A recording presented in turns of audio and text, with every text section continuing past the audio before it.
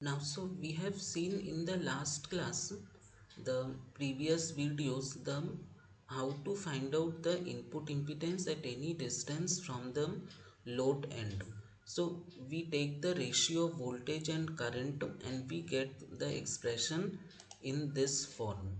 So this is actually, if I consider the total length of the line as L, so the total length of the line, if we consider as L, and this is my ZL,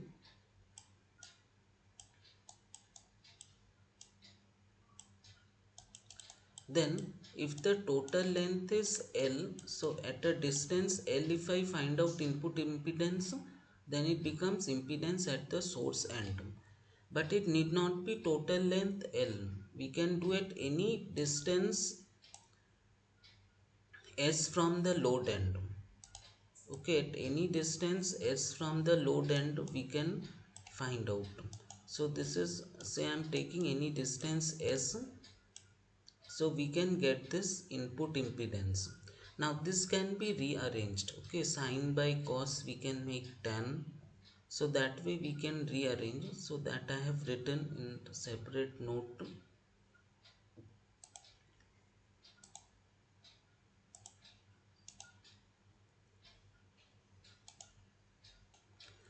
So like this, the input impedance ZS of the line is given by, at any distance input impedance, we got this expression. Now this cos sine we can rearrange and write it in tan form. So this is, you can just write like this also. It is ZIN. ZIN is the input impedance and we get the expression in this form. This, from this we can easily come to this. You have to just divide by cos hyperbolic gamma s. Now now let us consider some special case. Like we know that ZR is any load. If I consider a line to be, say, open or short circuited, suppose the line is open circuited, so in that case what happens, ZR is infinite. Open circuit line means ZR is infinite. And another special case, if I consider the line to be short circuited. If the line is short circuited, then ZR is 0. Okay, we are making ZR 0. So these two special cases, if we consider, then let's see what expression we arrive at. So So when ZR is 0, it is a short circuited load. So this is the general expression. So in this general expression, if I put ZR as 0, then we get like this. This part will become 0. This term will go away. Then Z0 will cancel. So I will get Z0 tan hyperbolic gamma S for short circuited load. And another special case, if I consider ZR to be infinite, that is open circuited load, then it becomes, for open circuited load, what we generally do is, in this expression that we are having, ZR is infinite means very high. So if ZR is very high, we can neglect this term. Similarly, in the denominator, ZR term is very high, so we can neglect this term. So we are getting ZR by ZR tan hyperbolic gamma S.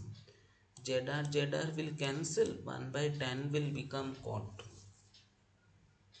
Okay, so it will become Z0 cot hyperbolic gamma S. So this is open circuited input impedance and short circuited input impedance. Now if I multiply both, okay, so tan hyperbolic gamma S into cot hyperbolic gamma S is 1. So it becomes Z0 square. So in this expression comes. Okay, we get problems from here. So this is again an important relation. Now let us take how we will work out a problem. So suppose the problem is given as that we are having a distortionless line, and this distortionless line, it is given that Z0 is 60 ohm. Characteristic impedance of the line is 60 ohm. Alpha is given as 20 milliampere per meter. Velocity of light, velocity in transmission line is 0.6 into c. C is the speed of light in vacuum. You have to find out the parameters RL, GC and lambda at 100 megahertz. So how we will do this problem? You see, Z0 is given 60 ohm. For a distortionless line, characteristic impedance is generally real. So Z0 is 60 ohm. Alpha is given, U is this. Now see, condition for Z0 line is R by L. So we have to see that now this characteristic impedance of a distortionless line can be expressed in this form, root over L by C or root over R by G. Actually, how this is coming, for that there is a separate PDF. So this characteristic impedance of a distortionless line. So we know that the characteristic impedance can be written as root over Z by Y. Root over Z by Y. Now Z is R plus J omega L and Y is G plus J omega C. Now if we take L common, it becomes R by L plus J omega, and in the denominator we take C common, so it becomes G by C plus J omega. Now for a distortionless line, we already know that R by L equals to G by C. R by L equal to G by C. So here you see this R by L,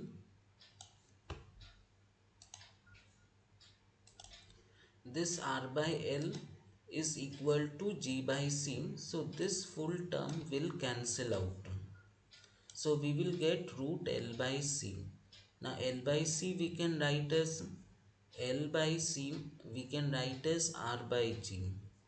So you see, characteristic impedance is coming real only. There is no imaginary part. So we can say that characteristic impedance of distortionless line is real. Now, so once we got this expression, now we can come back to the problem. So we see R, Z0 as R or R0, because Z0 is real. We can write root over L by C, and beta will come as omega root LC. This we have also seen for a distortionless line. If we put this condition, then omega comes out to be root of LC. So beta, if we put that condition, beta will come as omega root LC and alpha will come root of RG. So these values you put. So Z0 equal to root of R by G. So if we take square, Z0 square equal to R by G, and alpha is root RG, so alpha square RG. So if you do 1 into 2, these two equations if you multiply, you will get R square. So Z0 into alpha equal to R, or R equals to Z0 into alpha. Then you put the values of Z0 and alpha and you get this. Okay. Now beta is omega by U, we have seen already. So omega is 2 pi f and U is 0.6 c. So from this we get beta is 3.49 radians per meter. Now velocity is omega by beta 1 by root LC. So U square becomes 1 by LC. Z0 square is L by C. These two if we multiply, we get U square Z square equals to 1 by C square. So U into Z0 1 by C. C is the capacitance. So C will come 1 by U Z0 and we get this expression for C. And lambda is U by F. So by putting the values we get 1.8 meter.